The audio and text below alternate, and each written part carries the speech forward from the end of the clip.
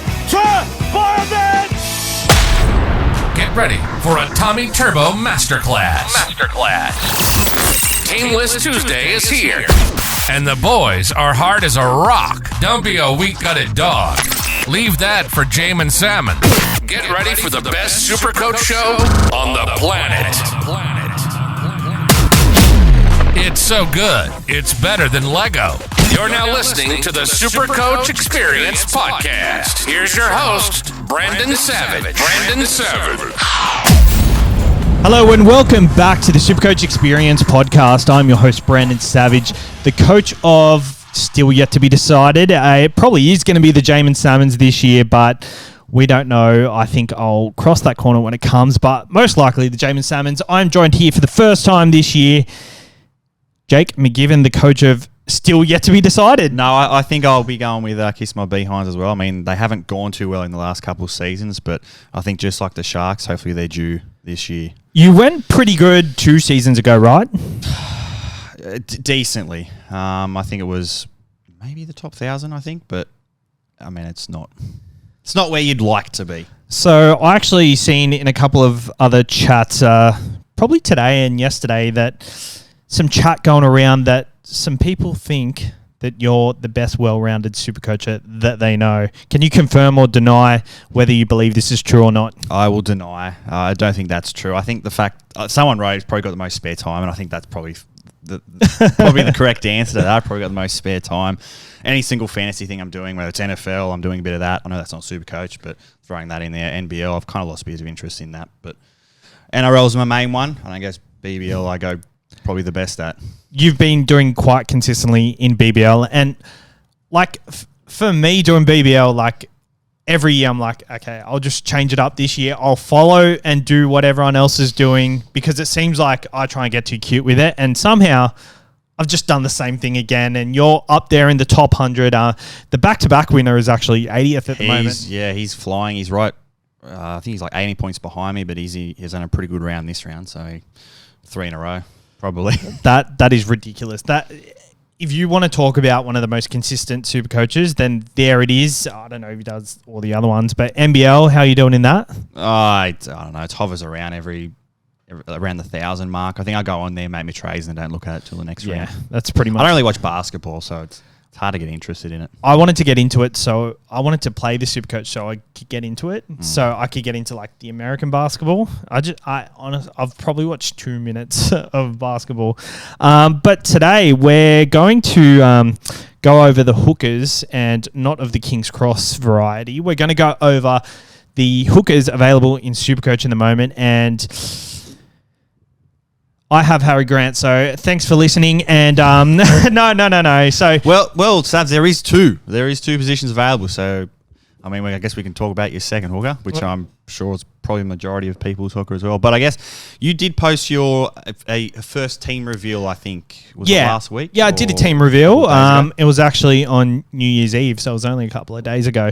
And my team hasn't changed since then. I'm just like letting it go. And I think once we do these position analysis podcasts, that's when it will change, when we kind of bring light to players that we don't really, we haven't really thought about yet. But this is a position where I am open to downgrading. So, spoiler alert, I've got Harry Grant.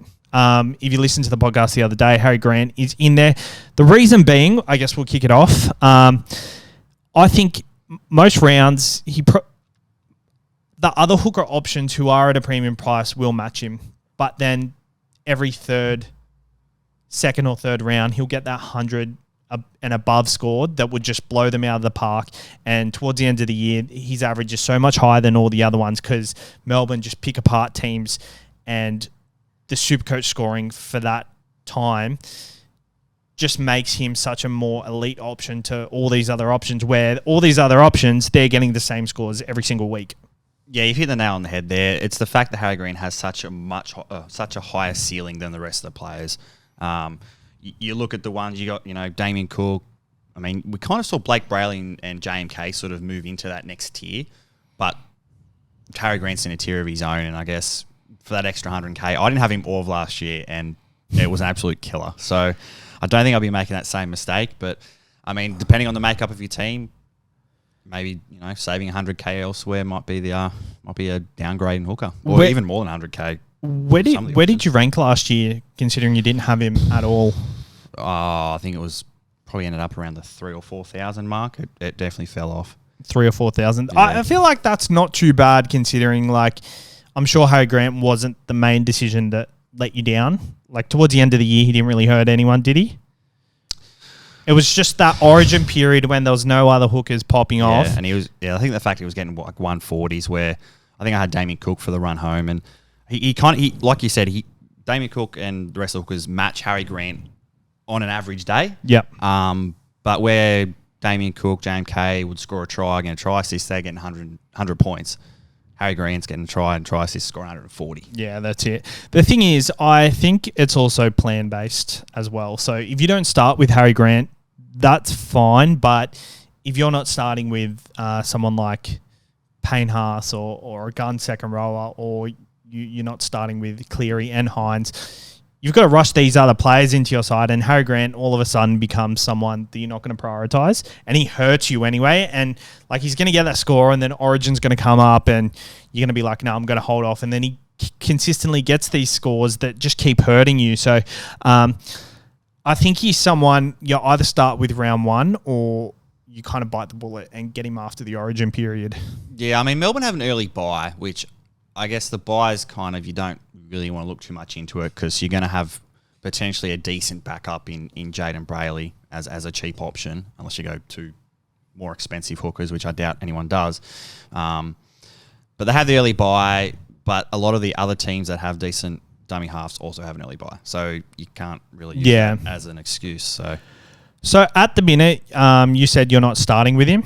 Well, who are you? Well, I mean, I plan on. I would like to start with Harry Grant, but I guess finding value somewhere else, or throwing value at hooker to, I guess, bridge to Harry Grant later on would be better in terms of cash gen. But again, spending the extra 100, 150k and just locking in dummy half and not getting burnt like I was last year. It's kind of, I mean, I don't have a team at the moment. It's a bunch of blank spaces at the moment. So, but I mean, I have looked, and there is some all right options. I think there's only a couple that you can kind of go at the start. I mean, there's not many 80-minute dummy halves running around in the NRL anyway. So you can kind of put a line with the ones that don't play 80 minutes, unless they're obviously a cheaper option. But I mean, yeah, Harry Grant's obviously at the top. Damien Cook at the end of last year was averaging the same as Harry Grant. Then again, another year older is Damien Cook. He's into his 30s now, mid-30s or something like that. So you got to think maybe he starts to go backwards. But I guess I was looking at JMK as well. I think he's discounted on what he was producing earlier in the season, because he had shoulder injury, I think it was. So I guess if we kind of get an inkling that he's going to be playing 80 minutes for the Dolphins, and they don't really run a backup hooker, they run someone like Ray Stone or something. Harrison Graham, potentially. Yeah, I mean, yeah, they did have some... Max Plath is absolutely killing it in the preseason, apparently. You know how Fox League are putting up all these articles where the clubs are putting reports on their fittest, strongest, and there's like some time trials. I think he beat, was it Gilbert in the time trial, I think it was. Yes, yeah. So I guess that could be demanding a bench spot if he's training the house down. Oh, we hear that all the time, don't we, Savs? And Savs loves it, training the house down. Love it. That's his favourite one. I guess we will speak on Jeremy Marshall-King. I do want to go back to Damien Cook, though, because I think these two options, Jeremy Marshall-King at 639,000 and Damien Cook at 650, you can't ignore that. That's a 100k discount where you can use elsewhere in your cap. And I don't know if you've looked at centre wings, but it's going to be hard to fill up that, especially if you are starting with your Harry Grants, your Payne Haas's.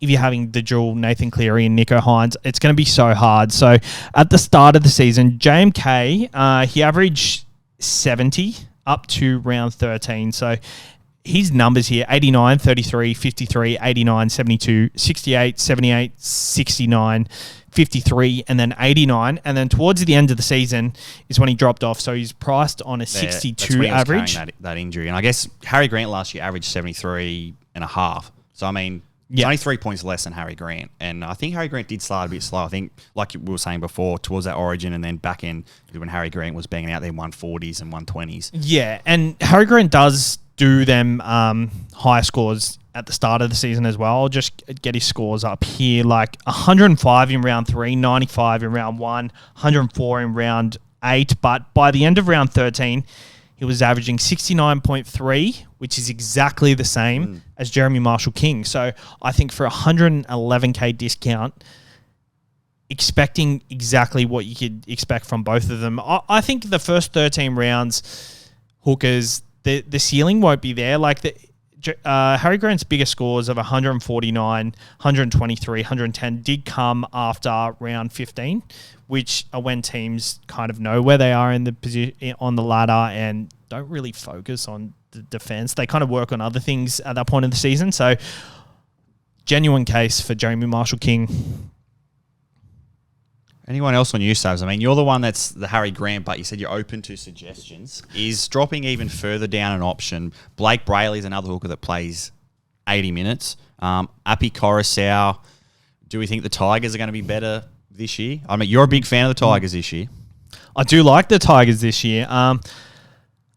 But more than last year. Not for me. I think we saw Api's best kind of SuperCoach output when he wasn't playing 80 minutes. And I think he's someone who does get really tired. And I don't think you had the goal kicking with Caesar and Bud Sullivan there. So I think that really boosted up his average late last year. Combinations as well. I think it was tricky for him at the start of the year. So possibly there's possibly value there with Api Coruscant because he's a year on. Combinations are all good, but then he has a new halves pairing. And he also has the buy round one, which I just thought about. Oh, well, there you go. So you don't really want to be starting. Yeah, you don't want to do that. 80K hooker. One person I do like at around that kind of echelon is 560,000 Reece Robson. I think we saw in 2022, the Cowboys came out and absolutely blitzed every single team. And it was so surprising at that point. We heard throughout the preseason that they had a massive preseason. They were training the house down once again. Last year, the World Cup got in the way. Like they had Nanai, Cotter, they had all these international players playing in the World Cup. So I think it really did disrupt their preseason. I think considering they missed the 8 last year, they're going to go back to what they know was successful. And I think they're going to come out hot this year. So I think Cowboys, we put a lot of emphasis on starting with Cowboys last year because of their draw. I think this year is going to be the year where we should be kind of considering not going all in on a team because I think that's proven to do a lot of people injustice. But Reece Robson in that 2022 year, he was really crucial. And last year, he only averaged 55. And he started the year, he actually averaged quite well. He was averaging 60 up until round 10. So you thought he may have been doing less than what he was, but he wasn't. He was actually quite very similar to Harry Grant and Jeremy Marshall-King. Well, that's what I mean. This same time last year, when we were talking about dummy halves, Reece Robson was kind of right at the top of everyone's list because of how he finished off 22. The Cowboys they were awful at the start of last year.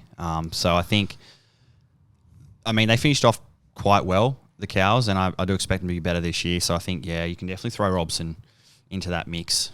Sales will do like that one, mate.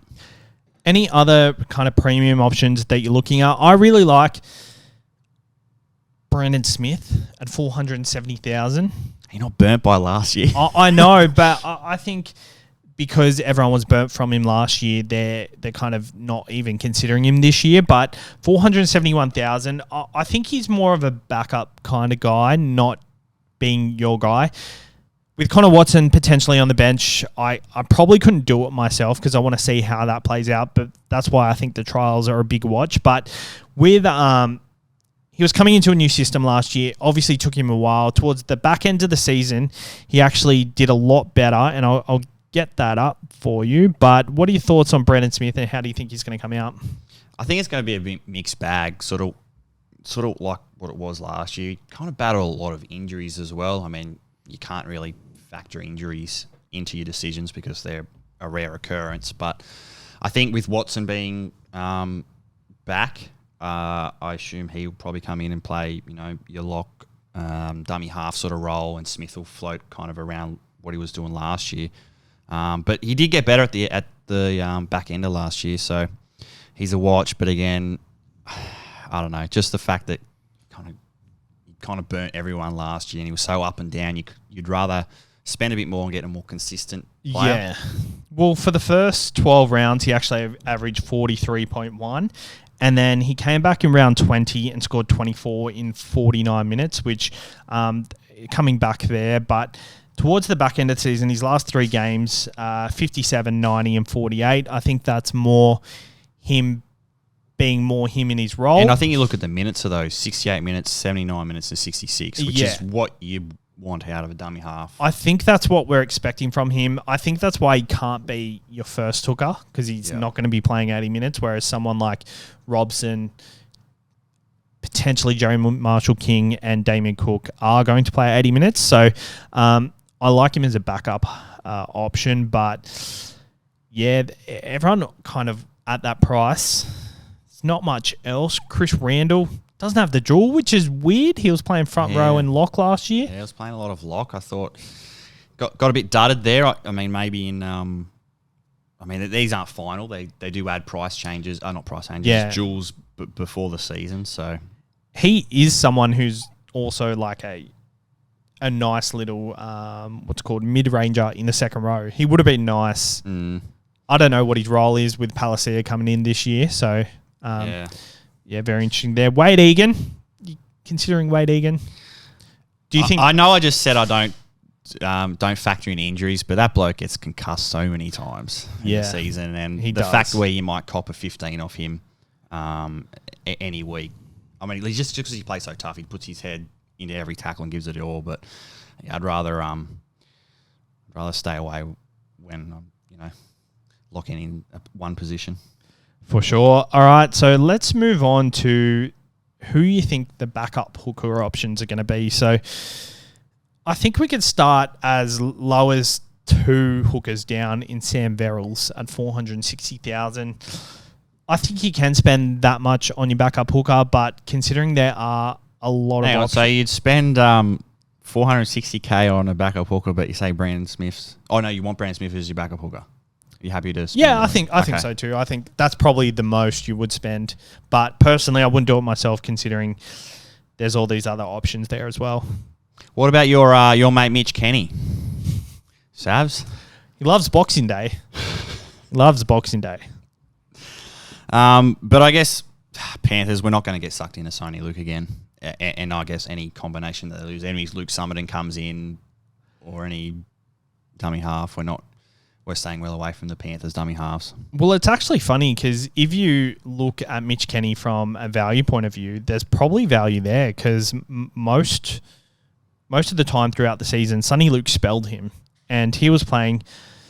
He was playing 60 to 80 minutes every week, so he's probably not value. But you would think that he could probably average more than what he did average last year. Like, he only averaged 38.5 last year. You think Penrith potentially put a bit of trust in him and let him kind of add to his game?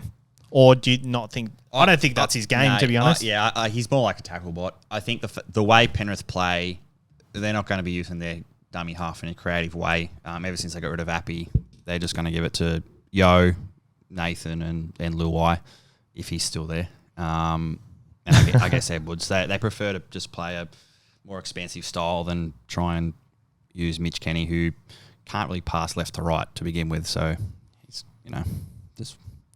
I thought his service was pretty good. Oh yeah, his service was good, but it's a short pass to Yo and then out to Cleary. I mean, as long as it's crisp to Yoey, then Penrith are on their way to a 4-peat. It's not like a Reed Marnie to Mitchell Moses pass, which is like 30 metres. 30 metre either way. In front. No. Yeah, so I think the first person that comes to mind when it's a backup hooker, you did say it's pretty much going to be in everyone's side, Jayden Brailey. What are your pros and cons for Jayden Brailey? Because I think there are more cons than there were in the past. Well, I mean, the main con is he's coming off another serious injury. You think that's the main con? Yes. Yeah? Yeah. Well, what do you think the main con of Jayden Brailey? Phoenix Crossland.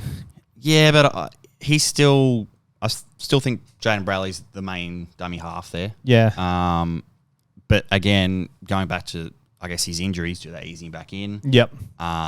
Do they put a little less responsibility on him now that they kind of have Phoenix Crossland? I don't think Phoenix Crossland's that much of a decent, like a good hooker in terms of He just did a job. He just did a job. Yep. And, like, I mean, they pretty much won games off the back of Kalen Ponga. So, Yep. I mean, it wasn't because Phoenix Crossland was setting the world alight. Yep. So I think Jaden Brayley, he's proven in the past couple of years. He was a co-captain last year. So he's, I mean, maybe doesn't start off playing 80 minutes, but I still think at that value of an average of, what's he kind of averaged at? Nearly 30-ish. He's definitely going to be scoring more than 30 points. Yeah, and especially at that price, if he's playing 50 minutes even, there's still value there.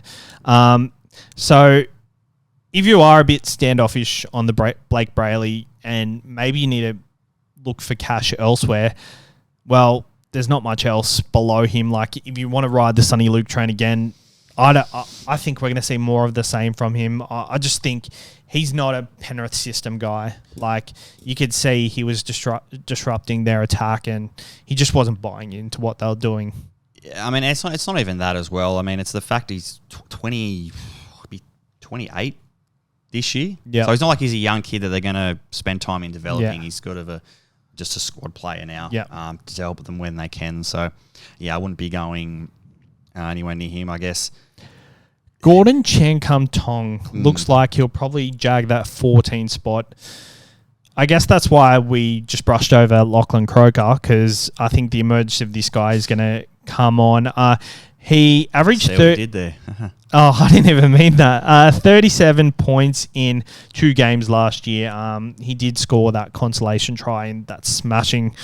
it was either the Tigers or the Bulldogs. I forget which one it was. But 238,000, 100K discount. Do you do something like that and hope that potentially he is a slow burn that you can cash out before round 13 or something like that? Well, it's not even going to be that. You have to kind of have someone, unless you're going to trade out Harry Grant or whoever you start with. I think Harry Grant's is around 4 or 5 they have the bye Melbourne. Yeah. Unless you're trading out Harry Grant, you're going to have to play this guy.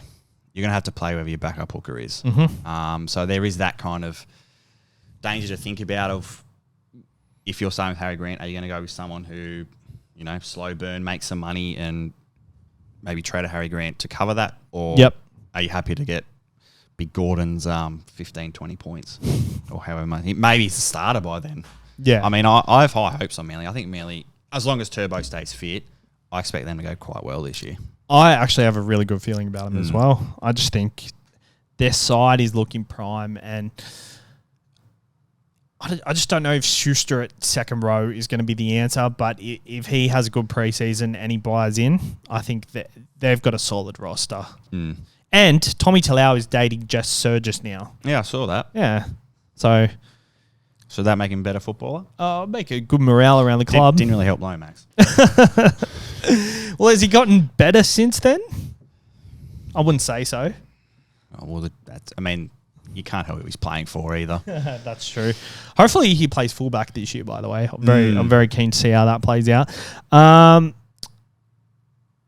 Jake Granville, 300K. I think the interesting one here will be who lands that starting Parramatta hooker position, whether it's Joey Lussick or Brendan Hands. They're both at similar prices to Jaden Brayley, and assuming one of these guys get 80 minutes, can you just completely go double cheapy? I don't think you can go double cheap, as in a Brayley and then a Parramatta dummy half. Neither kind of look like they're going to be SuperCoach relevant, but I guess at the price of 300-ish K, you can kind of throw them in there.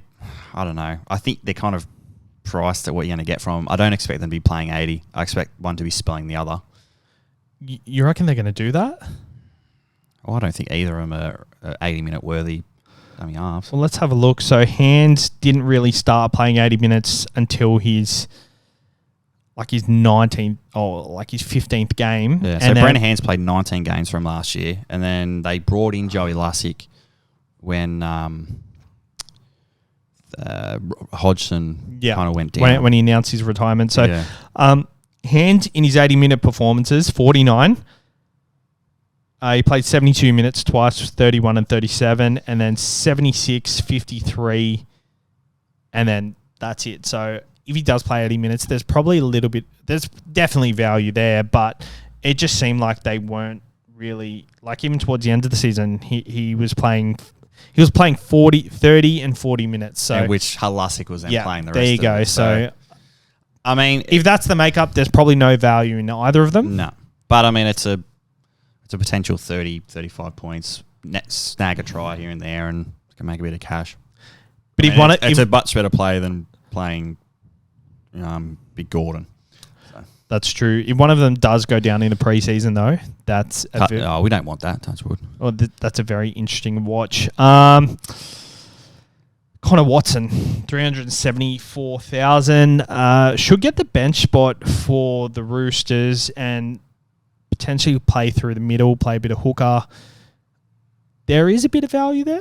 It's an interesting one because we'd got no inkling of what his role was going to be last year because he blew his ACL pretty much like first training session. I'm pretty sure Sav was there. I was there. It's actually this Sydney Test, wasn't it? This time last year, Sydney Test. I think it was day 4 potentially of the Sydney Test. So this time last year, might be going the test tomorrow. Who knows?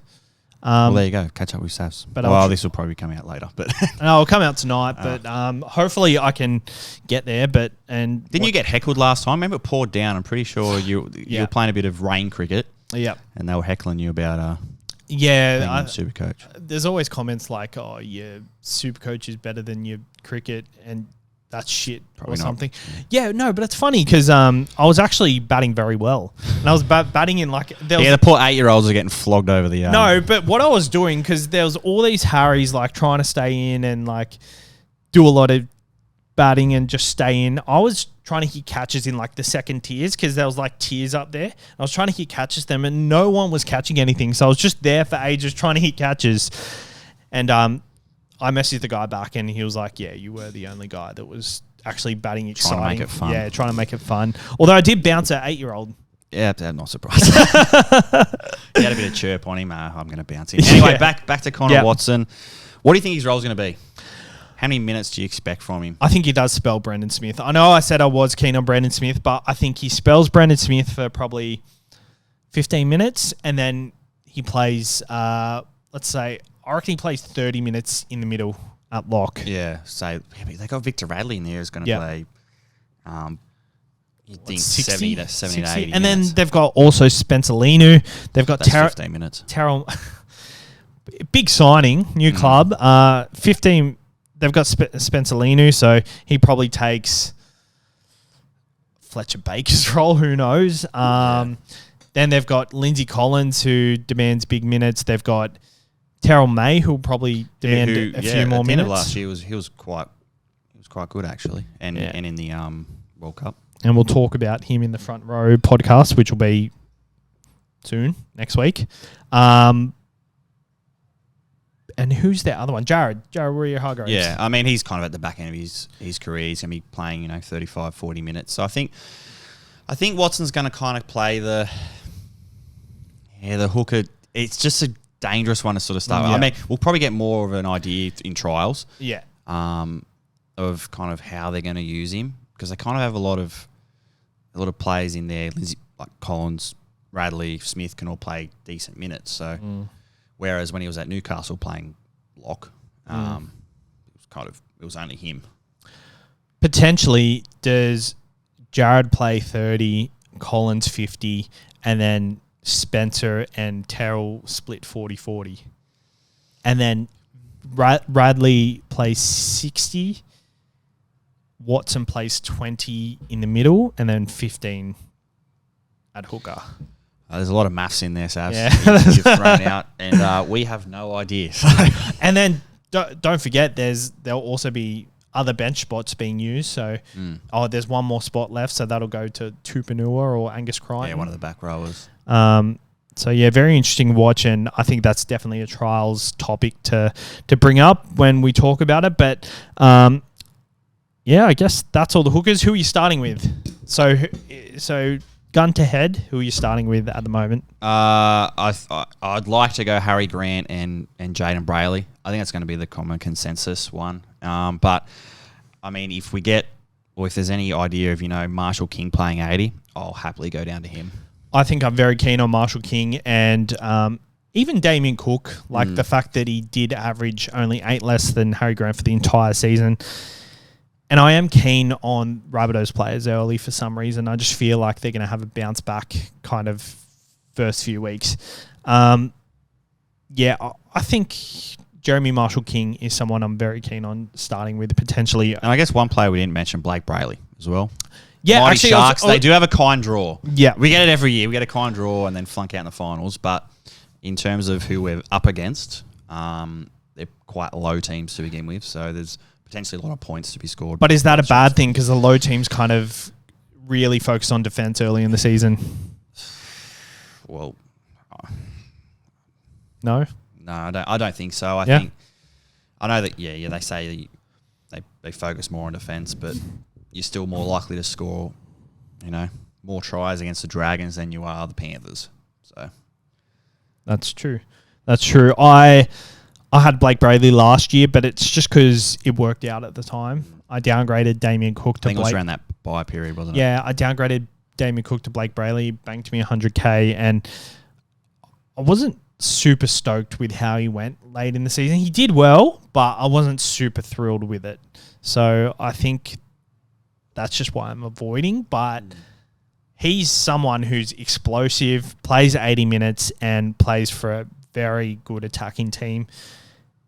And I think potentially he is someone we're probably just brushing over too much without thinking about it. Yeah, and I guess he's kind of been in the talks around the Origin about being maybe the next hooker. So I guess maybe he wants to put another step forward to make that claim. And there's always someone that comes out and really surprises every year. Well, last year it was Marshall King. And Wade Egan. And then the year before it was Reece Robson. So I think there's going to be one this year and potentially... I mean, Blake Brayley's been doing it for a couple of years now. So which one of these do you feel like is going to be that breakout? I don't know. Whoever it is, I hope I'm on him. Could it be Reed Marnie again? No, we haven't talked about Reed Marnie. I think him. just... is he the most hated SuperCoach player? I've never seen someone miss so many tackles. If you had him in your team, you watch the game and you realise, oh my God, this bloke just misses tackles for fun.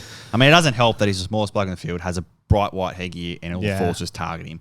So of course he's going to miss tackles because he's only small. But he was quite poor last year, even with his errors, his penalties. Maybe he's going to come out and say, I'm going to fix up my game, no missed tackles, no errors, and then that's an extra 15 points. Or do you start with him for the first 3 or 4 rounds and then get rid of him straight after that? Just because he went on a tear like the start last year. just always have the plan of selling him. Don't even think about it if he's averaging 80 for the first 3 weeks. We pretty much does that every year. He always starts He does. So maybe that's a plan to get to Harry Grant. Yuck. All right, that's it for the Hooker podcast. We'll join you next week for the Front Row Forward podcast. But we're going to answer some Facebook and Instagram questions right now. Sweet.